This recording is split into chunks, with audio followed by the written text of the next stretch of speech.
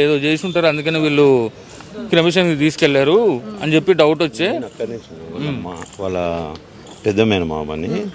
So మా brother, నేను చర్చ్లో ఉన్నాను, అరౌండ్ 10-12కి నాకు కాల్ వచ్చేది.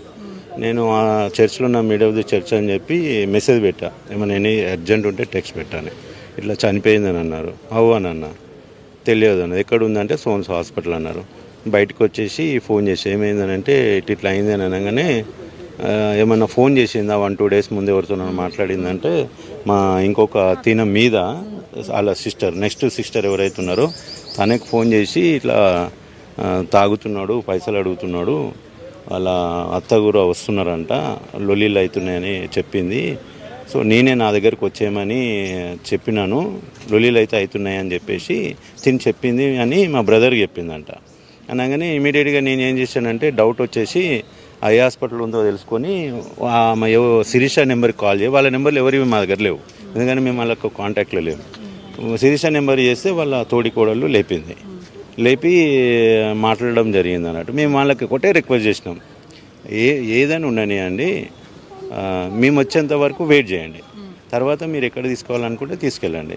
మేము ఇట్లా సికింద్రాబాద్ నుంచి వస్తున్నాము. అప్పటికే చెప్పారు వెయిట్ చేయండి, బాడీని అక్కడనే పెట్టండి, మేము చివరి చూపు చూసుకుంటామని. మరి ఎందుకని వెళ్ళిపోవాల్సి వచ్చింది? అయితే మాకు నమ్మకం ఉండే, ఫస్ట్ టైం మాట్లాడుతున్నాం కాబట్టి ఉంటారు కదా, న్యాచురల్ డెత్ కదా, వాళ్ళు న్యాచురల్ డెత్ అంటున్నారు కాబట్టి కంపల్సరీ ఉంటారనే ఉద్దేశంతో వితిన్ 20 మినిట్స్లో హాస్పిటల్కి రావడం జరిగింది. రావడం జరగలే. నేను సికింద్రాబాద్ నుంచి లకిడి కప్పులకు రాగానే ట్యాంక్ బండ్ నుంచి మళ్ళీ ఫోన్ చేశా, ఏదో డౌట్ వచ్చి చేసి మళ్ళీ ఉండండి దగ్గరలో ఉన్నా, ఇంకో 10 నిమిషాలు రీచ్ అవుతున్నామని చెప్దామని ఫోన్ చేస్తే ఫోన్ లేపట్లే.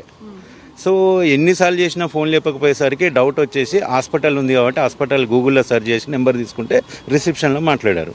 మేడం ఇట్లా సోన్సో పేషెంట్ మీ దగ్గర అడ్మిట్ అయినారు కదా, వాళ్ళు ఉన్నారా, అటెండర్స్ కానీ వాళ్ళు ఉన్నారు కదా అంటే వాళ్ళని అడ్మిట్ ఏం కాలేదండి, ఆ డెడ్ బాడీనే తీసుకొచ్చారు, అడ్మిట్ కాలేదు అని అన్నారు. ఏందండి మరి మీరేమైనా ట్రీట్మెంట్ ఇచ్చారా లేకపోతే డెడ్ బాడీతోనే వచ్చారంటే లేదు సార్ వచ్చేసారు అని ఆగండి సార్ అని చెప్పి మా సీనియర్ని కనుక్కుంటా అని చెప్పి వాళ్ళ సూపర్వైజర్కి ఫోన్ చేసింది. సూపర్వైజర్ కన్ఫర్మేషన్ చేసుకొని నాకు చేసింది, సార్ చనిపోయిన బాడీనే తీసుకొచ్చారు, అందుకే బయటనే ఉన్నది, ఇంకా మేము అడ్మిట్ చేయలేదు, ట్రీట్మెంట్ ఏం చేయలేదు, అసలు లోపలికి రాలేదు, బయటనే ఉంచారంట. అయితే వాళ్ళు ఏమన్నారనంట ఏదో ఈసీజీ ఏదో తీద్దామని అన్నారు అని అంటే నేను ఒక పని చేయండి, వాళ్ళు అటెండర్, నేను అలా మేనమామని, వాళ్ళు నాకు అటెండ్ కావట్లేదు, దయచేసి వాళ్ళతో ఒకసారి మాట్లాడియారా అని అన్న. అప్పుడు ఒక 2 నిమిషాల తర్వాత వాళ్ళని అడుగుతుంటే రావట్లేదు ఫోన్లకి, రిక్వెస్ట్ చేసింది, ఆమె మాట్లాడిచ్చారు. సేమ్ ఎవరైతే ఫోన్లో మాట్లాడారో అదే పర్సన్ మళ్ళీ ఫోన్ చేసి నేను అడిగిన, ఫోన్ ఎందుకు లేపట్లేదు మీరు, మేము వస్తున్నాము, దగ్గరలోనే ఉన్నాము, ఇంకొక 5-6 మినిట్స్లో రీచ్ అయిపోతాము, దయచేసి మీరు ఆడనే ఉండండి, మేము వచ్చినాక మీరు ఎట్లా అంటే అట్లా చేద్దాము కార్యము, మీరు పోకండి అని చెప్పి ఎందుకు లేపట్లేదని కూడా అడగడం జరిగింది. సరే ఉంటా. మీరు చూసారు కదా ఏదైనా మచ్చలు కానీ స్ట్రెస్ మార్క్స్ ఇవన్నీ అదే మనం అది అయిపోయి ఏమేమిందంటే మేము ఉంటారనే నమ్మకంతో ఫోన్ పెట్టేశాము, ఆ రిసెప్షన్ కూడా ఫోన్ పెట్టేసి వచ్చే లోపల వెళ్ళిపోయారు. మాకు అప్పుడు డౌట్ వచ్చింది, వెళ్ళిపోవడానికి కారణం ఏంటిది, ఇంత రిక్వెస్ట్ చేసినాక మేము సొంత మేనమామలం, వాళ్ళ సిస్టర్స్ ఆందివేలు ఉన్నారు, ఎడుకో శ్రీశైలం తీసుకుపోవాల్సిన అవసరం ఏముందని డౌట్ వచ్చేసి శ్రీశైలం ఎందుకు తీసుకెళ్లారు, వాళ్ళ ఫాదర్ అక్కడ ఉంటారంట, ఎవరు పెళ్లి చేసుకున్న వాళ్ళ ఎవరైతే వినయ్ ఉన్నారో వాళ్ళ డాడ్ మాము అక్కడ ఉంటారంట శ్రీశైలం దగ్గర, అక్కడ చేస్తామని చెప్పేసి వాళ్ళు అన్నారు. హైదరాబాద్ లోనే కదా, వాళ్ళే ఇటు వచ్చి చేస్తారు, ఏదో అక్కడ చేద్దామని అనుకున్నారంట, అది మనకు తెలియదు. తర్వాత మాకేందంటే ఇవన్నీ వెళ్ళిపోయిందని డౌట్ వచ్చేసి ఇమీడియట్గా పోలీస్ స్టేషన్ వెళ్ళడం జరిగింది. ఏసీబీ గారికి ఇన్ఫామ్ చేశాము, ప్లస్ సిఐ గారు ఎస్ఐ గారికి ఇన్ఫామ్ చేశాము.